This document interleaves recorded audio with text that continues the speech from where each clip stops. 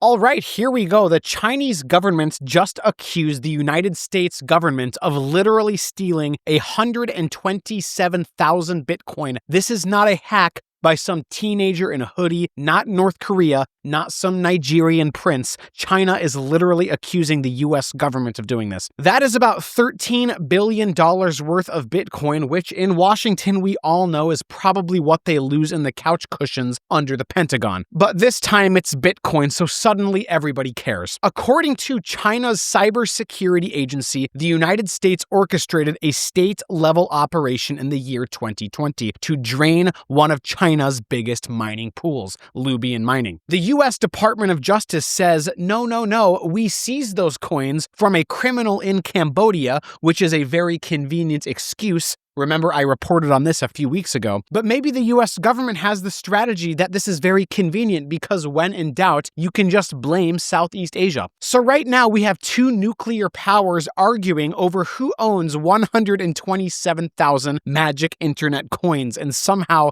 the DOJ's explanation sounds less believable than China's propaganda office. So let me get this straight. The same people who can't secure your DMV database are suddenly executing the most successful Bitcoin hack in history and calling it a law enforcement seizure? Yeah, sure. The Chinese call it theft, sure. The Americans will call it justice, and the rest of us are calling it Thursday in late-stage capitalism. This isn't about crime anymore. This is about governments that are robbing each other on the blockchain while pretending that they are defending freedom. And the funniest part is that the blockchain, if you don't remember, the blockchain remembers everything. You can watch the evidence in real time because there is a public ledger of two empires fighting over who gets to print the receipts for the apocalypse. So there's $13 billion in Bitcoin gone, and the only certainty here is that neither side wants the truth, they just want the private keys. So here's the origin story for the whole mess. December 2020, a massive Chinese pool called LuBian gets cleaned out overnight. Around 127,000 BTC drained from the hot wallets. At the time, that was worth maybe $3 billion,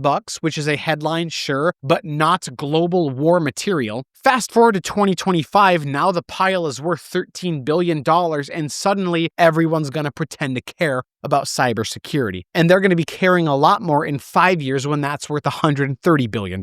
So right now, the Chinese government is coming out and saying that this is not a nerd with MetaMask. They're saying whoever did it had nation-grade tools, military-level precision, zero-day exploits, the kind of stuff that your average ransomware gang can't even spell. And remember, the United States just happened to announce a historic crypto seizure around the same time, and they're claiming ownership of exactly that number of Bitcoin. Total coincidence, obviously. And the coins, they don't move, not a single sat for 4 years. They're just sitting there in a wallet like a digital crime scene with police tape around it, while both countries pretend they don't know who's holding the keys. You know it's serious when Chinese cyber police and the US Justice Department are essentially pointing at the same address that's on the blockchain and saying that one's mine, which is the financial equivalent of two guys fighting over the same parking spot at the end of the world. So this is where it all starts, everybody. This is not starting with a hack or a heist, but this is the first chapter in a state-sponsored Bitcoin turf war. And this is kind of the odd part of the story. So those stolen coins, those 127,000 Bitcoin, just sat there for 4 straight years. There's no movement, there's no mixing, there's no attempt to cash them out, nothing. Whoever had them was either dead or they were in prison or a government agency pretending not to exist. Then, mid-2024, out of totally nowhere, the coins start to move. The blockchain trackers like Arkham and Elliptic, they light up like Christmas morning. Those coins flow into wallets tagged as belonging to the United States government. And China just immediately loses its mind. Their agency comes out and says this is not law enforcement at all. This is a state-level hack. And the US just comes out and replies, no, we seized this from a Cambodian businessman under investigation for fraud, which is basically the crypto version of saying, my dog ate your Bitcoin. And this is where I start to get a little bit skeptical. I don't know what everyone everybody's read on the situation is, but this is mine. You need to think about this. For 4 straight years, those coins didn't move a single Satoshi. Then they magically end up in wallets labeled United States government seized funds with no warrant shown, no trial concluded at all, no blockchain court order necessarily, just boom, $13 billion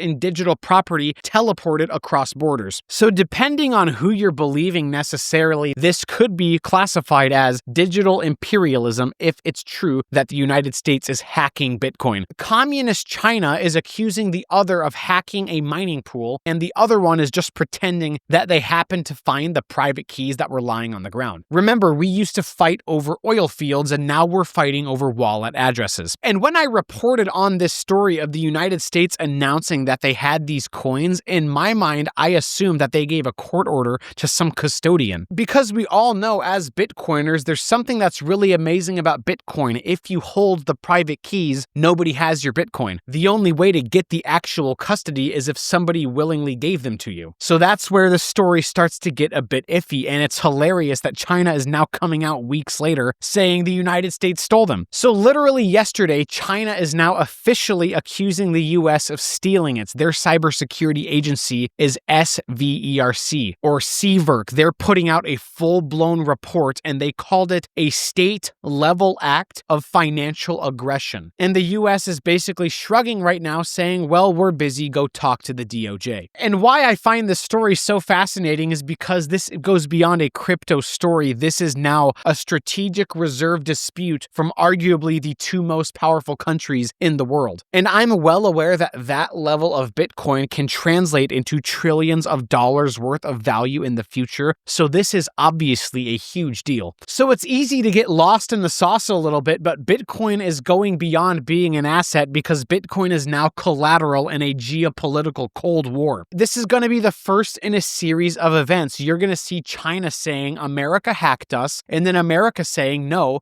we seized it very legally, and then the rest of the world's going to say, wait, so Bitcoin is that important now? And this is where it clicks, because Bitcoin is no longer a hobby for nerds or a hedge for libertarians. It is an instrument of state power. For anyone who wants to explain this more, a shameless plug for a book called Soft War, written by Major Lowery. He kind of frames Bitcoin as digital power in the digital realm, and this is where it gets pretty fascinating. You don't need to invade countries when you can just log into their cold wallets. Now, nobody knows that this is true, of course, depending on who you believe. The implications are staggering, though, the geopolitical ramifications. So now if you bring this home to the real players, which are the corporations that are sitting on massive levels of Bitcoin. Think Strategy, think Metaplanet, think all the Bitcoin Treasury Companies that have a lot of Bitcoin. These guys didn't just buy a volatile asset, they accidentally wandered into global monetary warfare. Because when a government accuses another government